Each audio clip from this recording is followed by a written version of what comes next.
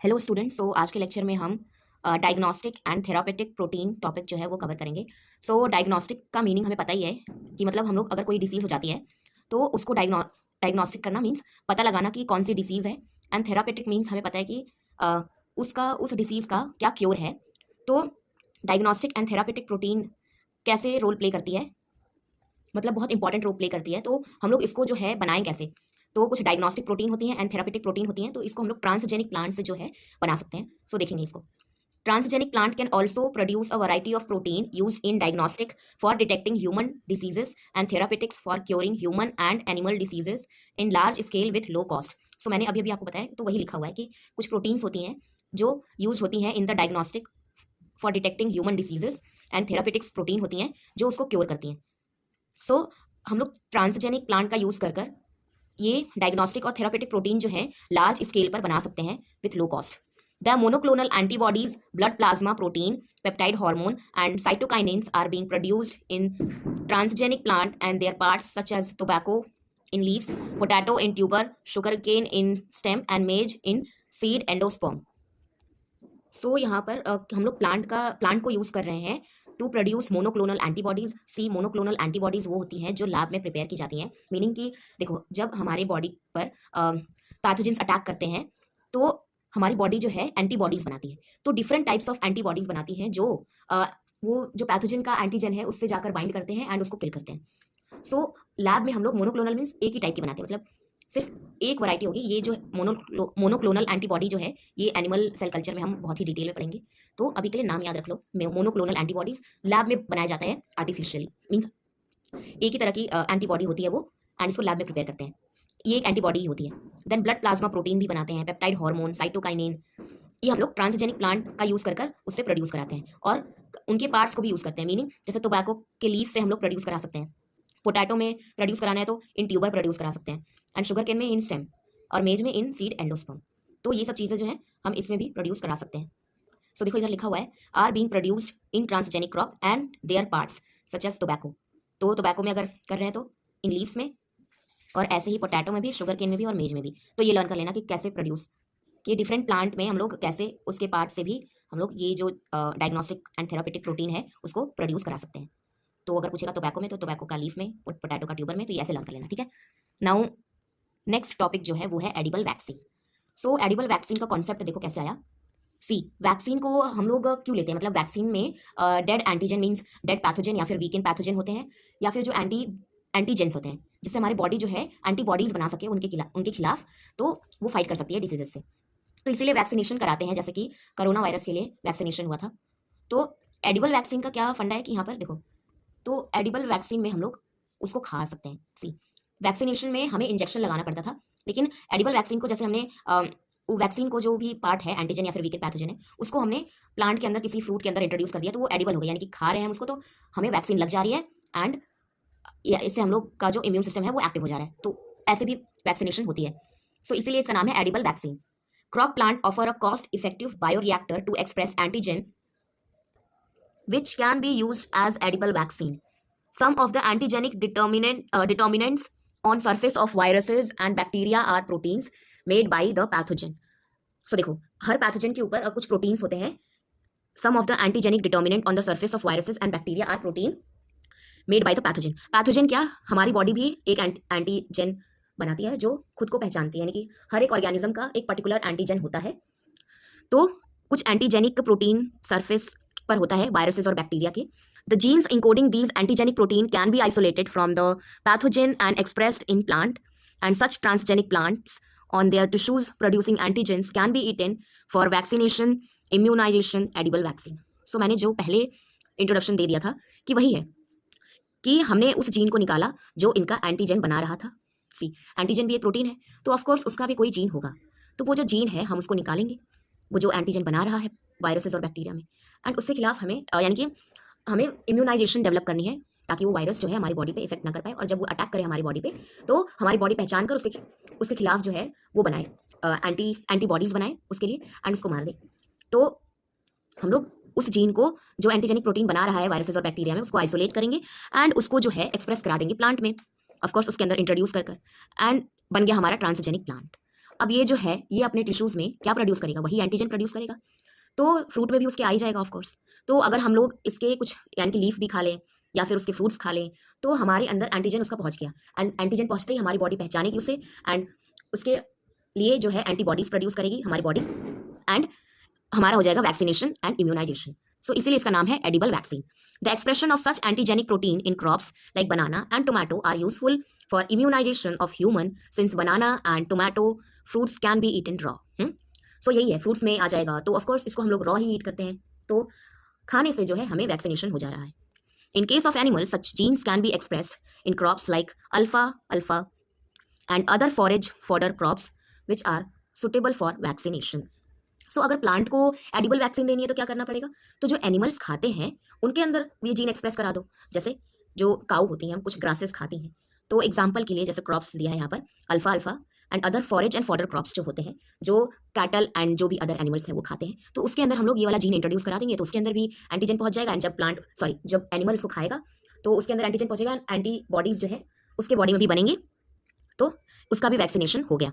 The edible vaccines that are produced in transgenic plant have great advantages like the elevation of storage problems, easy delivery system by feeding, and low cost as compared to the recombinant vaccines produced by bacterial fermentation.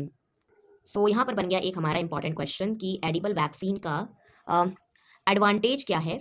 कहाँ गया, हाँ, edible vaccine का advantage क्या है। तो देखो, पहला advantage elevation of storage problem. अब जैसे कि जब हम लोग रिकॉम्बिनेंट डीएनए यानी कि बैक्टीरियल के अंदर आरडीएनए डालकर उससे हम लोग जब एंटीजन बना रहे थे तो उसको स्टोर करना पड़ रहा था, तो इसमें हमें छुटकारा मिल जाता है from the storage problem. Store करने की जरूरत ही नहीं है, प्लांट अपने आप स्टोर कर रहा है। Okay, then easy delivery system by feeding. Of course खाने का जैसे एप्पल खा लेते हैं, बनाना खा लेते हैं, तो आराम से चल जा रहा है, मतलब बॉडी के अंदर चला जा रहा है, यहाँ पर इंजेक्शन इन सब की भी जरूरत नहीं पड़ रही है, तो ईजी डिलीवरी सिस्टम है to the body by feeding, and low cost as compare to recombinant vaccine produce by bacterial fermentation, and इसका जो है वो लो कॉस्ट भी होता है। So vaccinating people against dreadful diseases like cholera and hepatitis B by feeding them banana, tomato, and vaccinating animals against important diseases such as foot and mouth diseases by feeding them sugar beets could be a reality in the near future. So ये हो गया हमारा edible vaccine का। तो हम लोग इसको use कर dreadful diseases like cholera, hepatitis B, ये सब जो चीज़ें हैं मतलब इसको क्योर कर सकते हैं by simply feeding on banana and tomato. जो भी एडिबल चीज़ें हैं उसमें अगर हम लोग इंट्रोड्यूस करा दें तो काम बन जाएगा। प्लांट के केस में बात हो रही है, तो ऐसे जो है हम लोग ड्रेडफुल डिसीजेस से ह्यूमंस और एनिमल्स को दोनों को बचा सकते हैं। सो नेक्स्ट टॉपिक जो है वो है biodegradable plastic.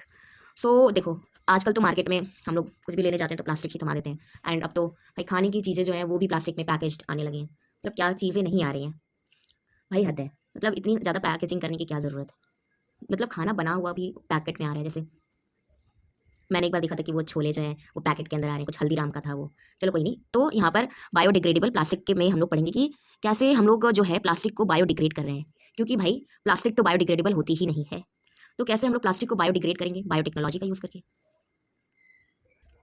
So the biodegradable plastic example polyhydroxy butyrate, तो इसका है पीएचबी, शॉर्ट फॉर्म में बोलते हैं, तो ये लर्न कर लेना। एक बायोडिग्रेडेबल प्लास्टिक का एग्जाम्पल दिया हुआ है यहाँ पर। Is being produced commercially by fermentation with the bacterium Alcaligenes eutrophus. So ये बायोडिग्रेडेबल प्लास्टिक जो है जैसे पीएचबी, ये कमर्शियली प्रोड्यूस की जाती है by fermentation with the bacterium Alcaligenes eutrophus, ये याद रखना है, ठीक है। The main drawback of bacterial PHB is its high production cost, making its substantially very expensive than synthetic plastic.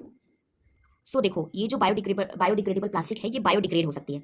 सो इसका ना एक ड्रॉबैक है, मतलब कुछ ड्रॉबैक्स हैं, जैसे कि ये हाई प्रोडक्शन कॉस्ट है, यानी कि इसको प्रोड्यूस करने में कॉस्ट जो है वो बहुत हाई है, और इसीलिए इसको जो है ये प्लास्टिक जो है ये बहुत एक्सपेंसिव हो जाती है दैन द सिंथेटिक प्लास्टिक जो हम लोग देखते रहते हैं नॉर्मल जिंदगी में। So alternatively transgenic plant can be used as a factories to produce PHB. So देखो, इसका हाई प्रोडक्शन कॉस्ट होता है, तो हम लोग क्या यूज़ करते हैं कि फर्मेंटेशन ऑफ बैक्टीरिया की जगह हम लोग ऑल्टरनेटिवली यूज़ करते हैं ट्रांसजेनिक प्लांट। तो ट्रांसजेनिक प्लांट से हम लोग पीएचबी बनवाते हैं। सो यहाँ पर हम लोग ट्रांसजेनिक प्लांट जो है उसको यूज़ करेंगे as a factory for production of PHB. So देखो, पीएचबी भी कोई एक कंपाउंड होगा, एंड ऑफकोर्स उसका भी कोई जीन होगा, तभी तो जो बैक्टीरिया है उसके फर्मेंटेशन से हमें मिल रहा है ये। तो हम लोग इसका जीन जो है अपने प्लांट में इंट्रोड्यूस करा देते हैं और हमें पीएचबी मिलने लगेगा। So the genetically engineered Arabidopsis plant, plant of the, यानी कि प्लांट का नेम जो है वो याद रखना, Arabidopsis plant, with the 3 genes involved in PHB synthesis from A eutrophus produced PHB globule exclusively in their chloroplast without affecting plant growth and development. सो देखो हमने 3 जीन्स जो हैं जो इन्वॉल्व हैं in the synthesis of PHB, वो किसके अंदर introduce कराया है, इन द अराबिडोप्सिस प्लांट में। ठीक है, प्लांट का नेम याद रखना बहुत इंपॉर्टेंट है। तो 3 जीन्स हैं जो इन्वॉल्व हैं in the PHB synthesis from, किससे लिया है, फ्रॉम ए यूट्रोपस, तो यानी कि यही है, ये बैक्टीरिया जो है produce PHB globules exclusively in their chloroplast. So देखो ये प्लांट है, प्लांट के अंदर क्लोरोप्लास्ट होता है, तो ये जो है बैक्टीरिया, ये पीएचबी ग्लोब्यूल यानी कि पीएचबी के मॉलिक्यूल वो प्रोड्यूस कर रहा है इन द क्लोरोप्लास्ट। प्लांट के क्लोरोप्लास्ट में आराम से बैठकर वहाँ पर पीएचबी का सिंथेसिस हो रहा है without affecting plant growth and development, and plant के ऊपर कोई इफेक्ट भी नहीं हो रहा है। ओके, सो ये जो पॉइंट है ये लर्न कर लेना कि how transgenic plant can be used to produce biodegradable plastic, that is PHB. The large scale production of PHB may be easily achieved in tree plant like Populus, where PHB can be extracted from leaves. तो ये भी याद रखना कि large scale production of PHB हम कैसे achieve कर सकते हैं, तो ट्री प्लांट में हम लोग इंट्रोड्यूस कराकर यानी कि पीएचबी बनवाकर, जैसे एग्जांपल भी दिया हुआ है ट्री प्लांट का पॉपुलस, तो इससे हम लोग पीएचबी एक्सट्रैक्ट कर सकते हैं from the leaf. Industry has already begun to explore the production of biodegradable plastic from transgenic plant. तो ये हो गया हमारा बायोडिग्रेडेबल प्लास्टिक, एंड जो लर्न करने थे मैंने आपको बता दिए क्या इंपॉर्टेंट है। सो ये जो फिगर है ये तो ऑलरेडी मैंने आप लोगों को दिखा दिया था, जैसे नॉर्मल व्हाइट राइस और गोल्डन व्हाइट राइस, ये तो ब्लू यानी कि ब्लैक एंड व्हाइट प्रिंट है, तो फिर उसमें कलर नहीं आया है, लेकिन मैंने आपको गोल्डन राइस का फोटो जो है येलो कलर का होता है वो दिखा दिया है। देन ये है PHB globules in chloroplast of Arabidopsis plant में, तो क्लोरोप्लास्ट के अंदर ये जो पीएचबी ग्लोब्यूल है ये दिखाया गया है इस फोटो में, तो ये है इमेज। सो नाउ अब है नेक्स्ट टॉपिक, वो है metabolic engineering and secondary products. So इस टॉपिक में देखो, plant biotechnology will lead to improved plant sources for production of valuable secondary metabolite mentioned in the previous section on cell culture product. So secondary metabolites के बारे में भी हमने पढ़ रखा था कि कैसे हम लोग सेकेंडरी मेटाबोलाइट्स का जो प्रोडक्शन है थ्रू ट्रांसजेनिक क्रॉप कर सकते हैं। Biosynthetic pathway which lead to the production of such valuable product are being engineered for their over production to reduce the cost. जैसे प्लांट के अंदर हम लोग प्रोड्यूस कर रहे हैं यूजिंग द ट्रांसजेनिक क्रॉप, हम लोग वैल्यूएबल प्रोडक्ट बना रहे हैं। The over expression of gene which encode for the first enzyme in a pathway generally results in higher levels of desired end product, and this will have been successfully done in enhancement of taxol production from transformed tissue culture of tax species. So ये देखो, ये है Texas का plant जिसमें हमने टैक्सॉल का जो है प्रोडक्शन कराया है। सो यहाँ पर ये याद रखने वाली जो बात है वो ये है कि जो टैक्सॉल का प्रोडक्शन है वो हमने इन्हांस कर लिया है, मतलब इंक्रीज कर लिया है from the transformed tissue culture of Taxus species. तो ये लर्न कर लेना, ठीक है। अनदर तो इस पैराग्राफ में मेन ये हो गया। Then another strategy involves the use of Agrobacterium rhizogenes to induce the excessive formation of secondary hairy roots in plant that normally produce useful secondary metabolites in this region. So जैसा कि हमें पता है कि plant में roots होती हैं, जैसे देखो पार्ट्स ऑफ रूट्स में जैसे रूट हेयर्स होते हैं जो फाइन होते हैं, जैसे रूट हेयर होते हैं, एंड प्राइमरी सेकेंडरी रूट्स होती हैं। तो हमने एग्रोबैक्टीरियम राइजोजीन का जो यूज़ किया है तो to induce the excessive formation of secondary roots. तो हम लोग सेकेंडरी रूट्स को जो है उसका एक्सेसिव फॉर्मेशन करा रहे हैं हेयरी रूट्स को, ताकि जो प्लांट है यानी कि उसका भी फ़ायदा हो। एंड ऑफ कोर्स जो रूट्स हैं वो सेकेंडरी मेटाबोलाइट्स बनाते हैं, तो वो जो यूजफुल सेकेंडरी मेटाबोलाइट्स हैं वो उधर प्रोड्यूस हो सके in the large scale, large amount में मतलब। तो ये दोनों जो है इंपॉर्टेंट है। जैसे एग्रोबैक्टीरियम राइजोजीन जो है यूज़ किया गया है to induce the excessive formation of secondary roots, and वो टैक्सॉल प्रोडक्शन का इन्हांसमेंट हुआ है from the transformed tissue culture of Taxus species. तो ये दोनों इंपॉर्टेंट है। Now other applications में there are many other applications of plant genetic engineering which are listed below. Production of healthy oils with altered fatty acid profile. तो ये simply learn कर लेना. Then modification of starch properties for specific use.